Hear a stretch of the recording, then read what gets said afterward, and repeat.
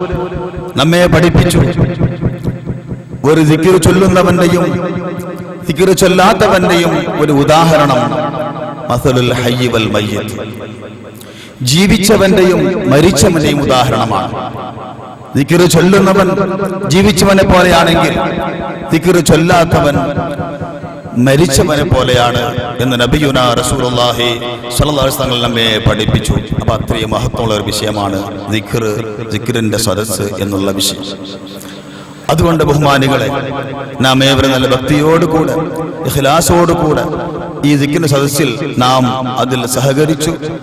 ആ ദിക്റുകൾ ചൊല്ലി, റാത്തീബുകൾ ചൊല്ലി, ബഹുമാനപ്പെട്ട തങ്ങളവരുടെ ആ ദുആയിൽ നാം ചേർന്നു. നാം അതിന്റെ ബറക്കത്തെല്ലാം കരസ്ഥമാക്കി നാം എല്ലാം കഴിഞ്ഞ ശേഷം നാം പിരിയാൻ പറ്റുകയുള്ളൂ. ഈ സന്ദർഭത്തിൽ ഞാൻ ഇവിടെ നിന്നത് നമ്മുടെ നേതാക്കൾക്കും ഒരു ചെറിയൊരു സ്വാഗതം പറയുക എന്ന ഉദ്ദേശത്തോടു കൂടിയാണ്.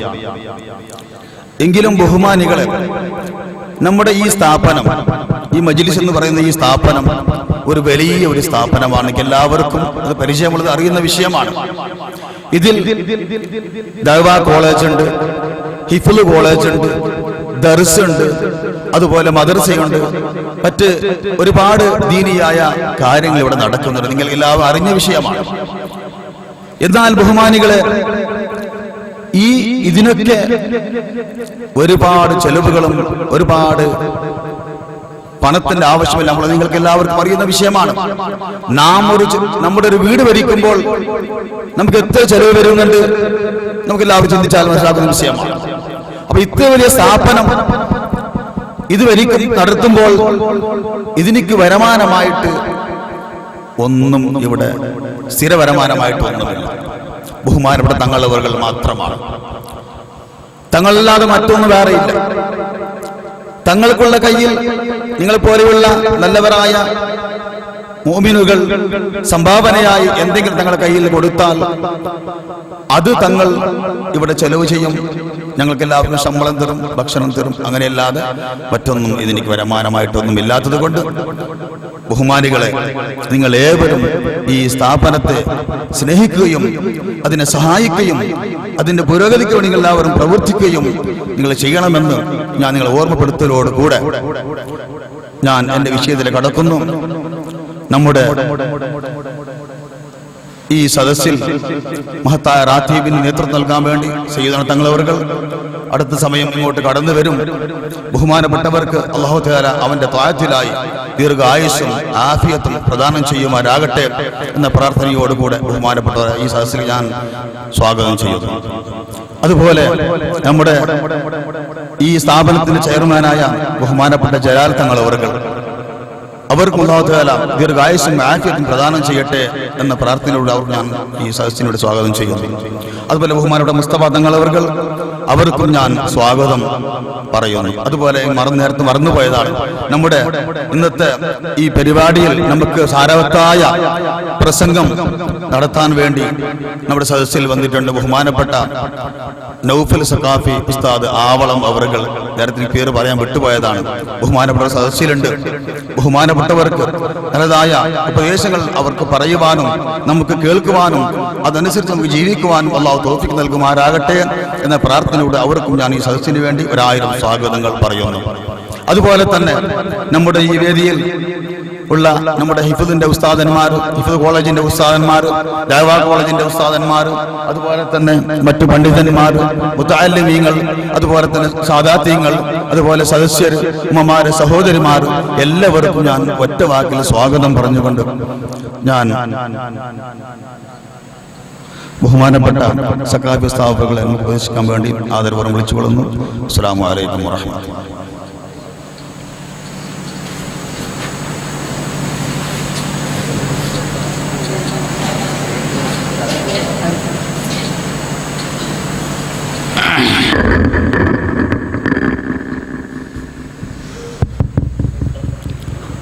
السلام عليكم ورحمة الله وبركاته.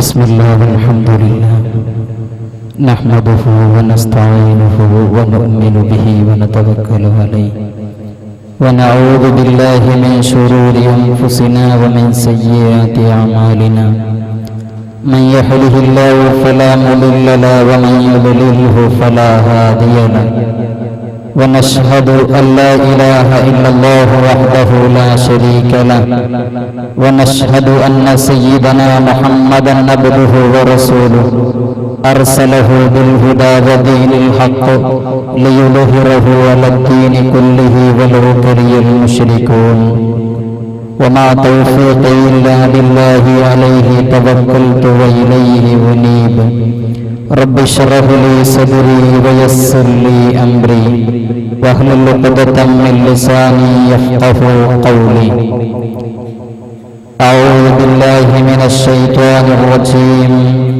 بسم الله الرحمن الرحيم ومن يشاقق الرسول من بعد ما تبين له الهدى ويتبع غير سبيل المؤمنين نوله ما تولى ونصله جهنم وساءت مصيرا صدق الله مولانا العظيم وصدق وبلغ رسوله النبي الكريم ونحن على ذلك من الشاهدين الشاكرين والحمد لله رب العالمين. تركت فيكم الثقلين لن تضلوا ما تمسكتم بهما كتاب الله وإطرتي صدق رسول الله. يا سيد السادات جئتك قاصدا أرجو رضاك وأهتمي بهماك يا مالكي كن شافعي في فاقتي إني فقير في الورى لغناك يا سيد الثقلين يا كنز الورى جد لي بجودك أرضني برضاك.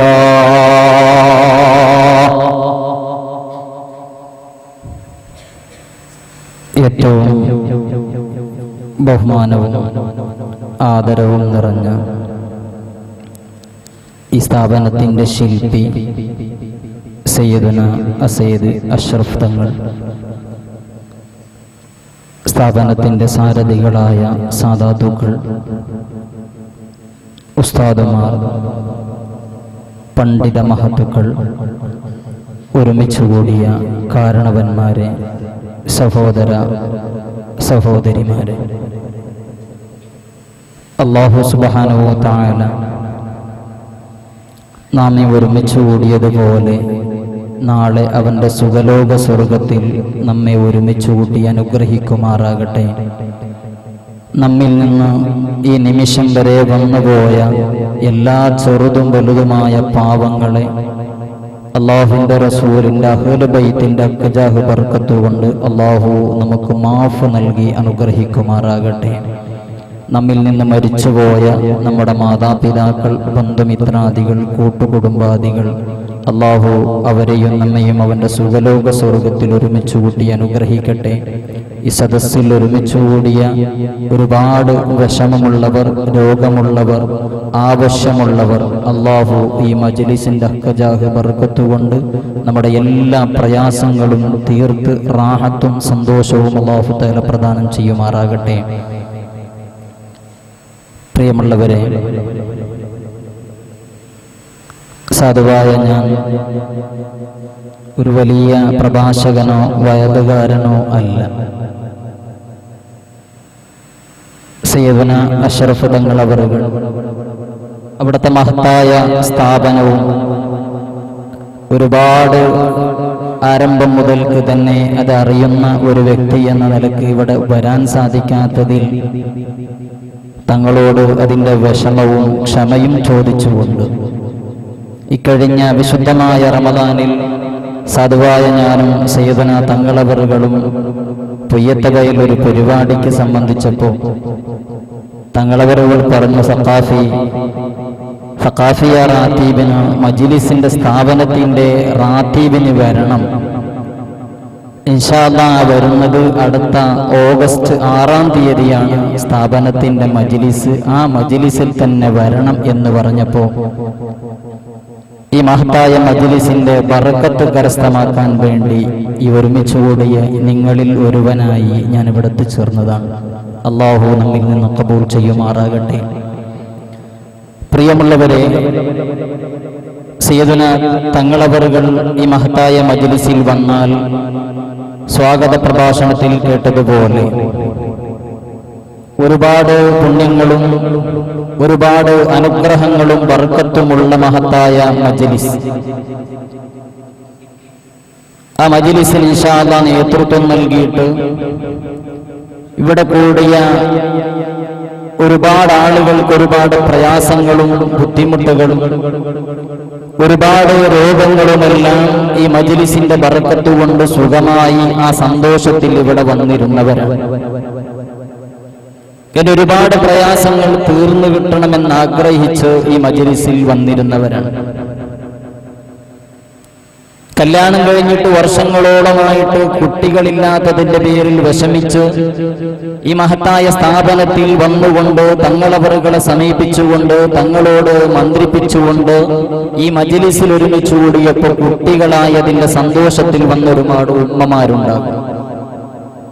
ഇങ്ങനെ തുടങ്ങി ജീവിതത്തിലെ നാനാ തുറകളിലുള്ള പ്രയാസങ്ങളും പ്രതിസന്ധികളിലുമെല്ലാം തീർന്നു കിട്ടിയ സന്തോഷത്തിൽ ഒരു കൂട്ടം ആളുകളാണെങ്കിൽ എന്റെ ജീവിതത്തിൽ ഒരുപാട് പ്രയാസങ്ങൾ തീർന്നു കിട്ടണം, ബുദ്ധിമുട്ടുകൾ നീങ്ങിക്കിട്ടണമെന്ന് ആഗ്രഹിച്ചു വന്നിരുന്നവരാണ്. അല്ലാഹു തീർച്ചയായിട്ടും ഹായിബാക്കുകയില്ല. അലാ ബിദിക്രില്ലാഹി തത്മഇന്നുൽ ഖുലൂബ്. ദിക്റുകൾ ചൊല്ലലിലൂടെയാണ് മനസ്സിന് സമാധാനമെന്ന് മാലിക്കുൽ മുലൂക്കായ അല്ലാഹു സുബ്ഹാനഹു തആല പ്രഖ്യാപിച്ച് നമുക്ക് പഠിപ്പിച്ച കാര്യമാണ്. അല്ലാഹു പഠിപ്പിച്ചതിൽ നമുക്ക് പിന്നെ സംശയിക്കേണ്ട ആവശ്യമില്ല.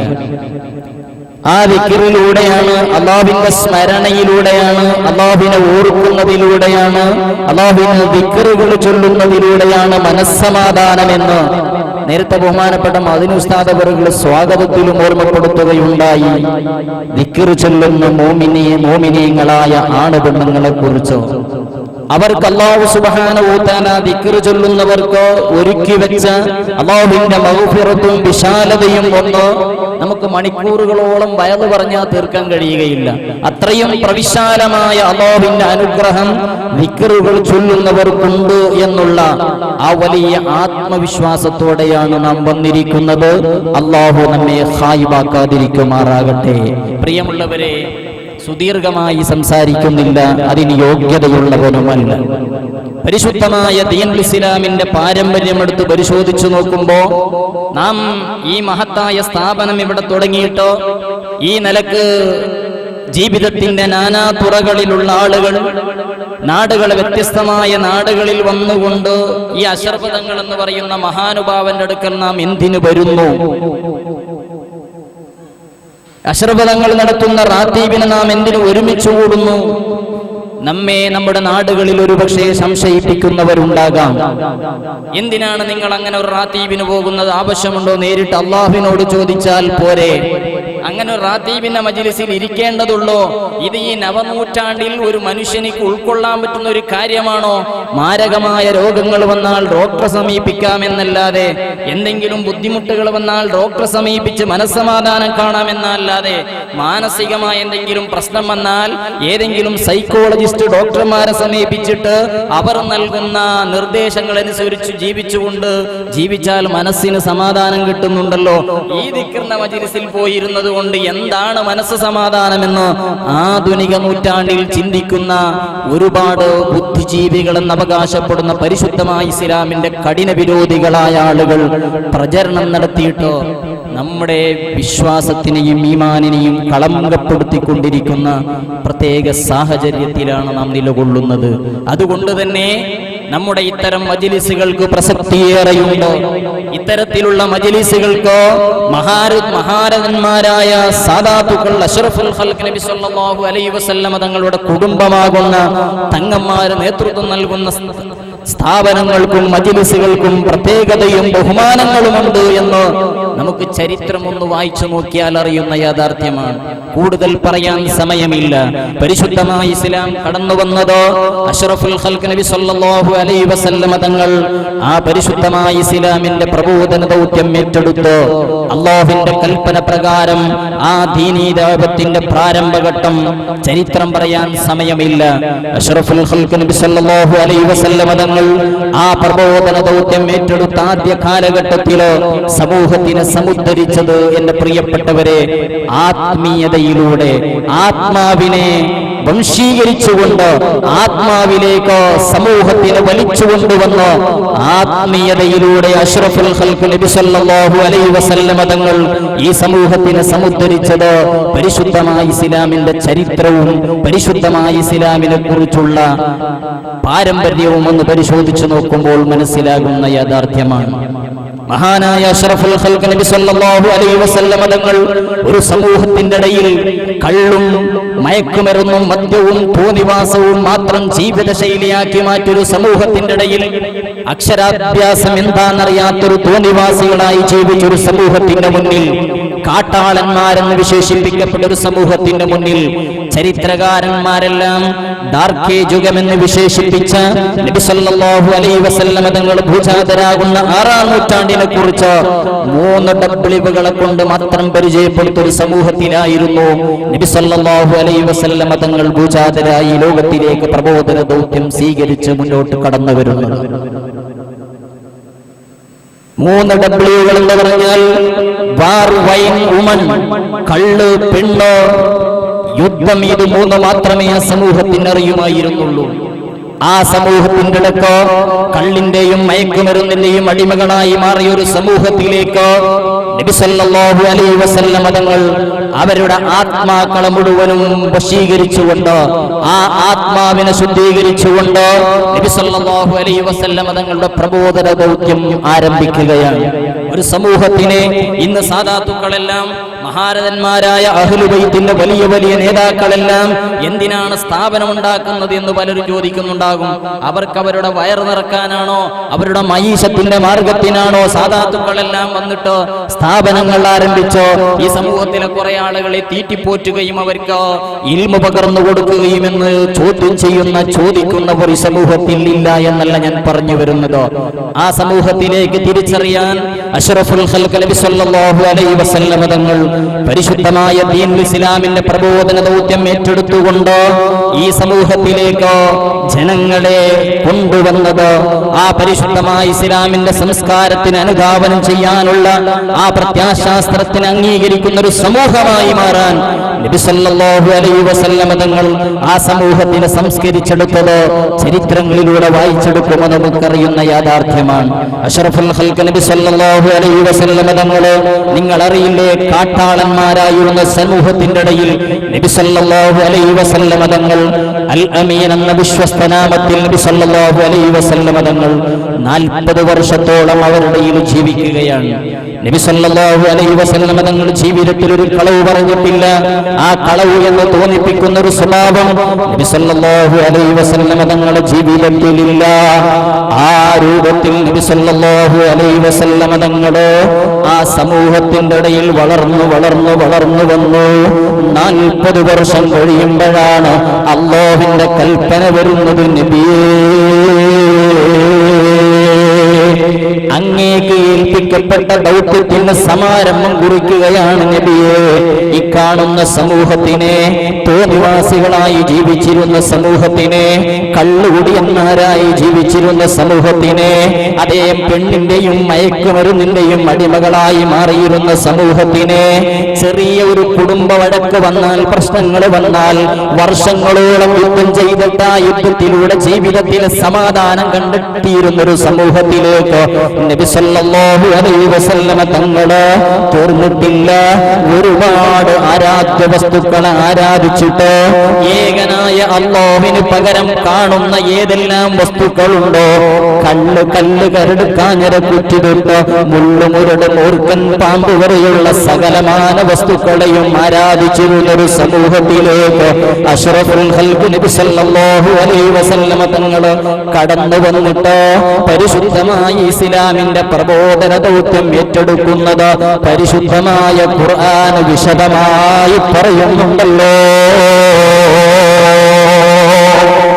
നബി സല്ലല്ലാഹു അലൈഹി വസല്ലമ തങ്ങൾ ആ സമൂഹത്തിലേക്ക് കടന്നു വന്നിട്ട് ആ സമൂഹം നബി സല്ലല്ലാഹു അലൈഹി വസല്ലമ തങ്ങളെ അൽ അമീൻ, വിശ്വസ്തനാണ്, ഒരിക്കലും കളവ് പറയുന്ന മുഹമ്മദ് അല്ല ഞങ്ങളെ മുഹമ്മദ്, ഒരിക്കലും ഒരു തെറ്റിദ്ധാരണയും വരുത്തുന്ന സംസാരമല്ല മുഹമ്മദിന്റെ സംസാരം. അതുകൊണ്ട് മക്ക ഖുറൈശികൾ മുഴുവനും പറയുന്നത് അൽ അമീൻ. ഈ 40 വർഷക്കാലം സത്യസന്ധതയോടുകൂടെ ഞങ്ങളോടുകൂടെ ജീവിച്ച മുഹമ്മദ് ജീവിതത്തിൽ ഇനി കളവ് പറയുകയില്ല. ആ രൂപത്തിലിരിക്കുമ്പോഴല്ലേ നബി സല്ലല്ലാഹു അലൈഹി വസല്ലമ തങ്ങൾ മക്ക ഖുറൈശികളിൽ നിന്ന് പ്രമുഖരെ വിളിച്ചുകൊണ്ട് ചോദിക്കുകയാണ്, ഓ ഖുറൈശികളേ, ഞാൻ നിങ്ങളിൽ 40 കൊല്ലം സത്യസന്ധതയോടെ ഞാൻ ജീവിച്ചിട്ടുണ്ടല്ലോ. എന്നിൽ നിങ്ങൾക്ക് കളവു ഞാൻ പറയുമെന്ന് നിങ്ങൾക്ക് തോന്നുന്നുണ്ടോ? ഇല്ല മുഹമ്മദേ, മുഹമ്മദ് എന്ത് പറഞ്ഞാലും കളവ് പറയുമെന്ന് ഞങ്ങൾക്ക് തോന്നുന്നില്ല. ഇത് പറയുമ്പോഴാണ് നബി സല്ലല്ലാഹു അലൈഹി വസല്ലമ തങ്ങൾ ആ സമൂഹത്തിനോട് പറയുന്നത്, ഓ സമൂഹമേ, ഇക്കാണുന്ന മലയുടെ ആ മറുവശത്തിൽ നിന്ന് വലിയ ഒരു ശത്രു സൈന്യം നിങ്ങളെ ആക്രമിക്കാൻ വരുന്നുണ്ടോ എന്ന് പറഞ്ഞാൽ നിങ്ങൾ ഉൾക്കൊള്ളാൻ തയ്യാറാണോ എന്ന് ചോദിക്കുമ്പോ അഷ്റഫുൽ ഖൽഖ് നബി സല്ലല്ലാഹു അലൈഹി വസല്ലമ തങ്ങളോട് ആ മക്ക ഖുറൈശികൾ പറയുകയാണ്, മുഹമ്മദേ,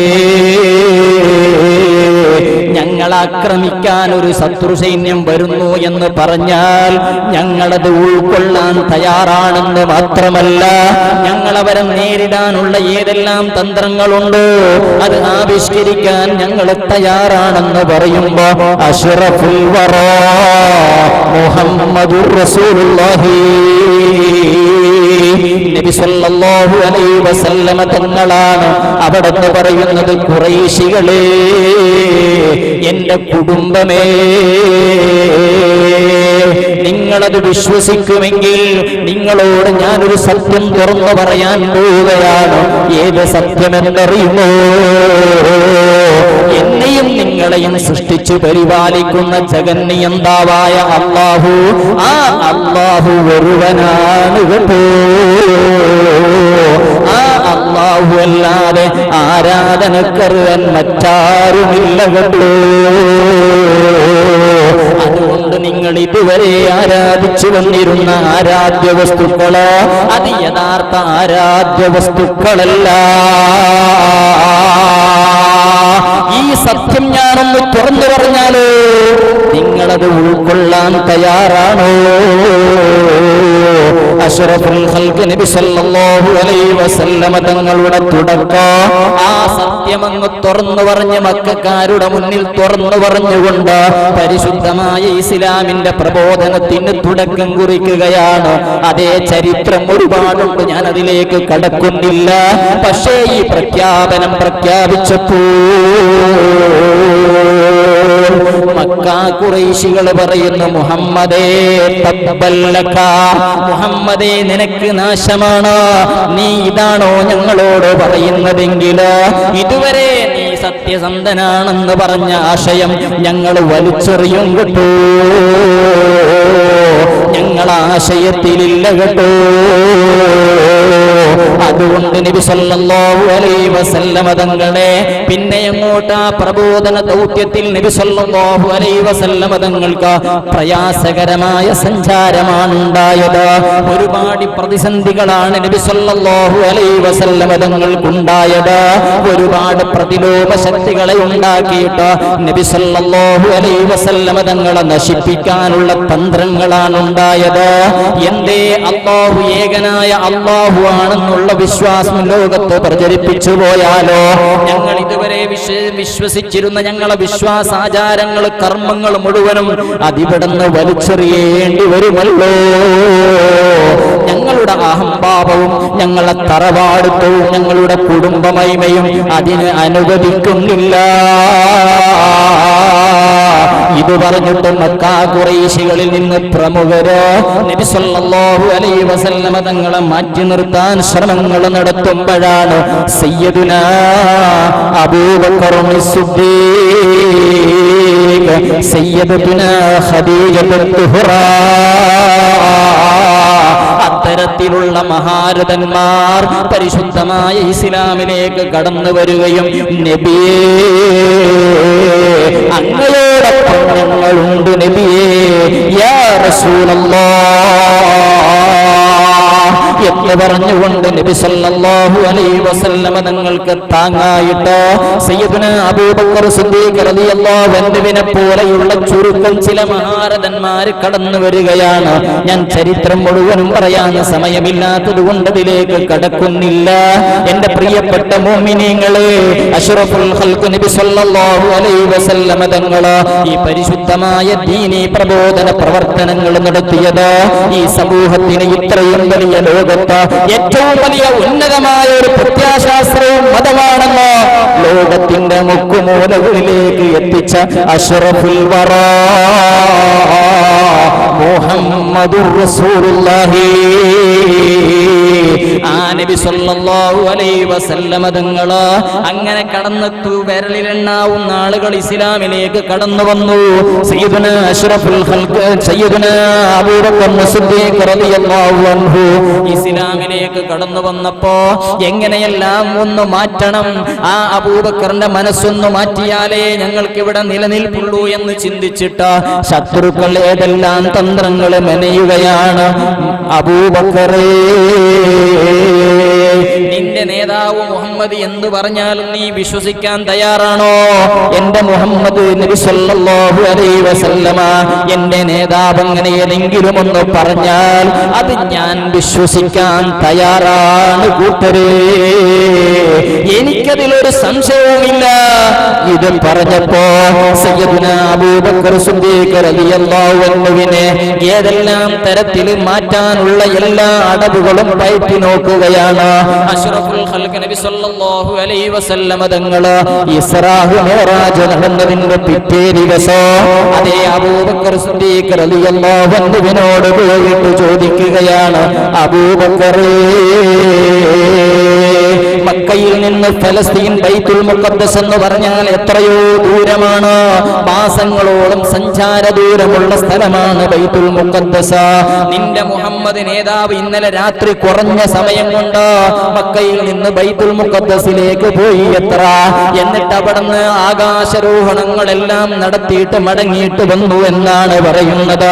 നീ വിശ്വസിക്കാൻ തയ്യാറാണോ? ഇത് ചോദിച്ചപ്പോ സയ്യിദുനാ അബൂബക്കർ സിദ്ദീഖ് റളിയല്ലാഹു അൻഹുവിന്റെ മറുപടി, അല്ല ജനങ്ങളെ, എന്റെ നേതാവ് അത് പറഞ്ഞിട്ടുണ്ടോ? തന്നെ പറഞ്ഞിട്ടുണ്ടെന്ന് പറയുമ്പോ ഞാൻ എന്റെ നേതാവ് അത് പറഞ്ഞിട്ടുണ്ടോ എന്ന് നോക്കട്ടെ. ശത്രുക്കളെയും കൂട്ടിയിട്ട് ഇലാ ഹദ്റത്തി റസൂലില്ലാഹ് നബി സല്ലല്ലാഹു അലൈഹി വസല്ലമ തങ്ങൾ അടുക്കൽ വന്നുകൊണ്ട് അബൂബക്കർ സിദ്ദീഖ് റളിയല്ലാഹു അൻഹു ചോദിക്കുകയാണ്, യാ റസൂലല്ലാഹ്, ഇന്നലെ രാപ്രയാണം നടത്തി പോലും ഇവർ പറയുന്നുണ്ട്. അതേ അബൂബക്കറെ എന്ന് പറയുമ്പോ ശത്രുക്കളോട് പറയുന്നു, ഓ ഖുറൈശികളേ, ഈ അബൂബക്കറിന്റെ നേതാവാകുന്ന മുഹമ്മദുർ റസൂലുള്ളാഹ് അല്ലാഹുവിന്റെ റസൂലാണെന്ന് വിശ്വസിക്കുന്ന എന്നെ, ആ എന്റെ നേതാവ് എന്ത് പറഞ്ഞാലും ഞാനത് വിശ്വസിക്കും കേട്ടോ. അപ്പോഴാണ് ശത്രുക്കൾ ചോദിക്കുന്നത് അല്ലാഹുവിന്റെ റസൂലിനോട്, യാ റസൂലല്ലാഹ്, യാ മുഹമ്മദേ, ബൈത്തുൽ മുഖദ്ദസിലേക്ക് കുറഞ്ഞ സമയം കൊണ്ട് പോയി വന്നല്ലേ എന്ന് പറയുന്നത്. എങ്കിലാ ബൈത്തുൽ മുഖദ്ദസിന്റെ വാതിലുകൾ എത്ര, ആ ബൈത്തുൽ മുഖദ്ദസിന്റെ ജനലുകൾ എത്ര, ഒന്ന് എണ്ണി പറയാൻ കഴിയുമോ? നബി സല്ലല്ലാഹു അലൈഹി വസല്ലമ തങ്ങളെ ഒരു പരീക്ഷണം നടത്തുകയാണ്. എന്തേ കുറഞ്ഞ സമയത്തിൽ ഒന്ന് പള്ളിയിലേക്ക് വന്ന് മടങ്ങിപ്പോയാൽ അവിടുത്തെ പള്ളിന്റെ വാതിലെത്ര ജനലെത്ര എന്നറിയുമോ? എങ്കിൽ മുഹമ്മദുർ റസൂലുള്ളാഹ്. ഇമാം ബുഖാരി റളിയല്ലാഹു അൻഹു അവിടുത്തെ സഹീൽ ഉദ്ധരിക്കുന്ന സംഭവമാണ്. ഇത് ചോദിച്ചപ്പോൾ അല്ലാഹു സുബ്ഹാനഹു തആല ബൈത്തുൽ മുഖദ്ദസിന്റെയോ അതേ നബി സല്ലല്ലാഹു അലൈഹി വസല്ലമ തങ്ങളുടെ ഇടയിലും ഉള്ള ആ മറയെ നീക്കി കൊടുത്തു. നബി സല്ലല്ലാഹു അലൈഹി വസല്ലമ തങ്ങളോ ഓരോ ജനലുകളും വാതിലുകളും എണ്ണിക്കൊടുത്തപ്പോൾ ഖുറൈശികൾ അവിടുന്ന് ഇളഭ്യരായി മടങ്ങിപ്പോയത് ഇസ്ലാമിന്റെ ചരിത്രമാണ് കേട്ടോ. അഷ്റഫുൽ ഖൽഖ് നബി സല്ലല്ലാഹു അലൈഹി വസല്ലമ തങ്ങള് പരിശുദ്ധമായ ഇസ്ലാമിന്റെ പ്രബോധന പ്രവർത്തനത്തിന് ഇത് ലോകത്താകമാനം എത്തിക്കേണ്ടത് കടമയാണ്. ആ നബി സല്ലല്ലാഹു അലൈഹി വസല്ലമ തങ്ങള് ഹജ്ജത്തുൽ